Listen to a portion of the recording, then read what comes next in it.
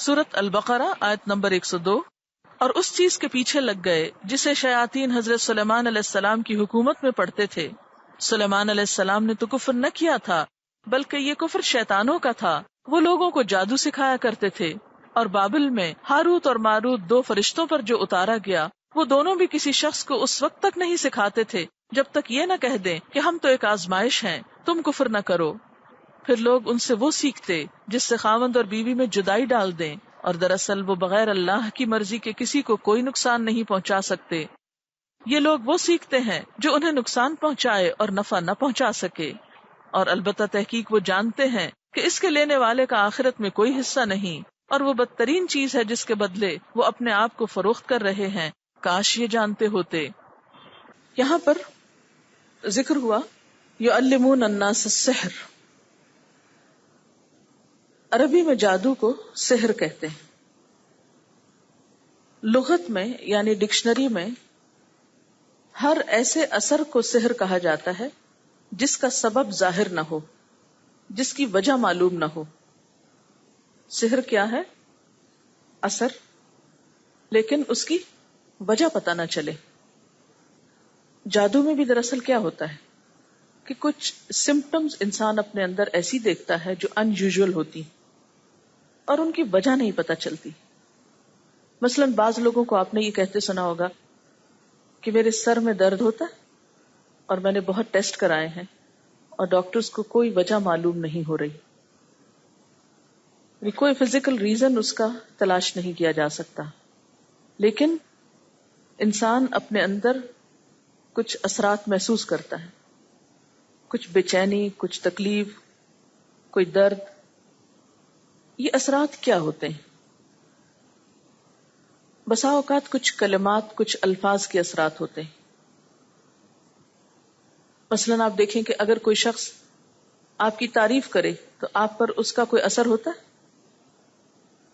تو تعریف کیا ہے دراصل؟ چند الفاظ ہی تو ہیں۔ اسی طرح اگر کوئی آپ پر تنقید کرے، کوئی اثر ہوتا ہے؟ کوئی آپ کو ڈانٹے، اثر ہوتا ہے؟ ہوتا نا؟ کوئی آپ کو گالی دے، اثر ہوتا ہے؟ تو گالی کیا ہے؟ ایک لفظ ہی تو ہے۔ الفاظ کے اثرات ہوتے ہیں۔ پھر آپ نے دیکھا ہوگا کہ ایک بات جو ایک دفعہ کہی جاتی ہے اس کا اثر کچھ اور ہوتا ہے، ایک بات جو بار بار کہی جائے اس کا اثر کچھ اور ہوتا ہے، اور کچھ الفاظ جن کو بسا اوقات سینکڑوں یا ہزاروں دفعہ پڑھا جاتا ہے، چلا کاٹا جاتا ہے، تو ان الفاظ کے پھر اثرات کچھ اور طرح ہوتے ہیں۔ سحر جو ہے اس میں بسا اوقات الفاظ کا سہارا لیا جاتا ہے، انہیں یا تو لکھا جاتا ہے یا پڑھا جاتا ہے ریپیٹڈلی۔ سحر جو ہوتا ہے وہ غیر محسوس اثرات کا نام ہوتا ہے نا؟ جس طرح مادی چیزیں ہوتی ہیں نا، مثلا مادی چیز سے مراد کیا ہے؟ یہ ایک بک ہے، تو اس کو اگر یہاں مارے تو کیا ہوتا ہے؟ فیلنگ آتی ہے نا، اثر ہوتا ہے۔ کیوں؟ اس لیے کہ یہ ہاتھ بھی مادی ہے، ہمارا جسم کیا ہے؟ مادی۔ اس کے اوپر جب کوئی مادی چیز آ کے ٹکراتی ہے تو درد ہوتی ہے ہاتھ کو، ٹھیک ہے نا؟ اسی طرح ہمارے جسم کے اندر روح ہے، تو جو روح ہے اس پر غیر مادی یا مانوی چیزیں اثر کرتی ہیں۔ مانوی چیزیں کیا ہیں؟ جیسے الفاظ یا آواز، لفظ جو ہوتا ہے، ورڈ، یہ مادی چیز تو نہیں ہے نا؟ مثلا میں کہوں بات، کہاں ہے؟ پکڑ کے لائیں بات کو۔ کلمہ، پکڑ سکتے ہیں کلمے کو؟ نہیں پکڑ سکتے نا؟ تو جو کلمہ ہے وہ غیر مادی چیز ہے، ٹھیک ہے، یا مانوی چیز ہے۔ اب یہ بھی اپنا ایک اثر رکھتا ہے، جیسے اچھی نیوز کا اثر ہوتا ہے، بری نیوز کا اثر ہوتا ہے نا؟ تو وہ بری نیوز کیا ہے؟ پکڑ سکتے ہیں آپ اس کو؟ تو اس کا اثر ہے نا، وہ کہاں ہوتا ہے؟ کس پہ؟ آپ کے دل پہ، آپ کی روح پہ۔ تو اس بات سے انکار نہیں کر سکتے آپ کہ مادی چیزوں کا اثر مادہ پہ ہوتا ہے اور روحانی چیزوں کا اثر روح پہ ہوتا ہے۔ تو جادو دراصل ایک ایسی چیز ہے جس کا اثر انسان کی روح پہ ہوتا ہے، خیالات پہ ہوتا ہے، نظر پہ ہوتا ہے. ٹھیک. اب آپ دیکھیے کہ یہ جو خیال پہ اثر ہوتا ہے انسان کے، یہ روح پہ اثر ہوتا ہے، تو یہ روح کس کے اندر رکھی ہوئی اللہ تعالیٰ نے؟ جسم کے اندر رکھی ہوئی نا. تو جب روح پہ اثر ہوگا تو اس کا اثر جسم پہ آئے گا نا. اور یہ وائس ورسا ہوتا ہے. کیسے؟ مثلاً کاپی آپ نے اپنے ہاتھ پہ اگر ماری تو لگائی جسم پہ، لیکن اثر روح پہ گیا نا.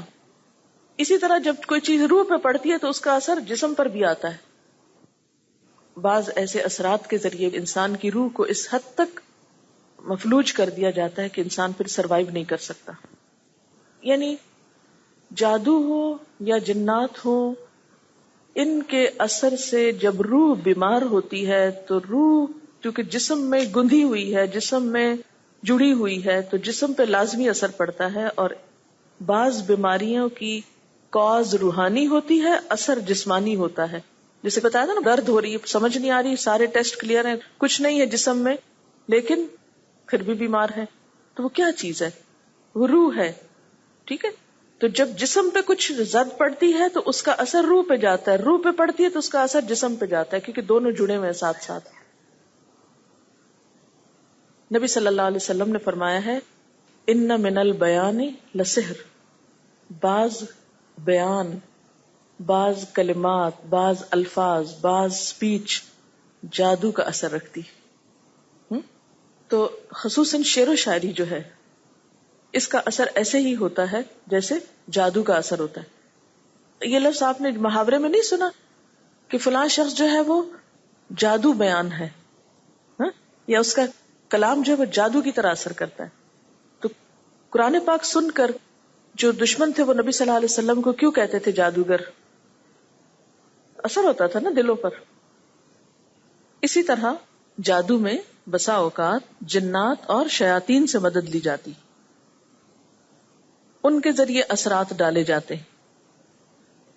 مسلمان ہونے کی حیثیت سے ہم سب جانتے ہیں کہ اس کائنات میں فرشتوں کے علاوہ، انسانوں کے علاوہ، جانوروں کے علاوہ ایک اور مخلوق بھی ہے جس کو جن کہا جاتا ہے.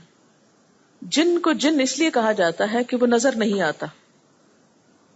فیٹس کے لیے بھی لفظ جنین استعمال ہوتا ہے کیونکہ وہ بھی نظر نہیں آتا، باہر سے چھپا ہوا ہوتا ہے 3 پردوں میں. اسی طرح بسا اوقات قوت خیال کے ساتھ بھی اثر ڈالا جاتا ہے. مثلا میسمرزم جسے آپ کہتے ہیں، یا ہپنوٹائز کرنا، یا برین واش کرنا، یعنی آپ کو ایک بات کا بار بار احساس دلایا جاتا ہے. اسی طرح خیالات کے ذریعے، یعنی کسی بھی شخص کے بارے میں آپ امیجن کریں، آپ اس کے بارے میں سوچیں اور اپنی پوری توجہ اس پہ فوکس کر دیں، تو کیا ہوگا کہ وہ شخص آپ کے بارے میں سوچنا شروع کر دے گا. یا یہ کہ اس کے دل میں آپ کا خیال آنے لگے گا. محبت کو بھی جادو سے تشبیہ دی جاتی ہے نا، تو اس میں بھی کیا ہوتا ہے بنیادی طور پر ایک شخص دوسرے کے بارے میں سوچتا ہے اور وہ سوچ اتنی فوکسڈ ہوتی ہے کہ دوسرے کو بھی اس کا خیال آنے لگتا ہے، وہ بھی دوسرے کے بارے میں سوچنے لگتا ہے جو اس کے بارے میں سوچ رہا ہوتا ہے. پھر اسی طرح اثرات جو ہوتے ہیں مادی چیزوں کے بھی ہوتے ہیں. مثال کے طور پر آپ دیکھیں کہ لوہا ہے اور لوہے ہی کی ایک قسم ہے مقناطیس، میگنیٹ. تو ان دونوں میں فرق کیا ہے؟ شکل و صورت میں کوئی فرق ہے، لیکن ایک کے اندر کیا ہے؟ کوئی کشش نہیں، اور دوسرے کے اندر ایک کشش ہے. تو اس کشش کو آپ کس طرح ڈیفائن کریں گے؟ اس کو کہاں سے نکالیں گے اس کے اندر سے؟ اور کس کو کھینچ رہی ہے وہ کشش؟ صرف لوہے کو ہی کھینچ رہی ہے.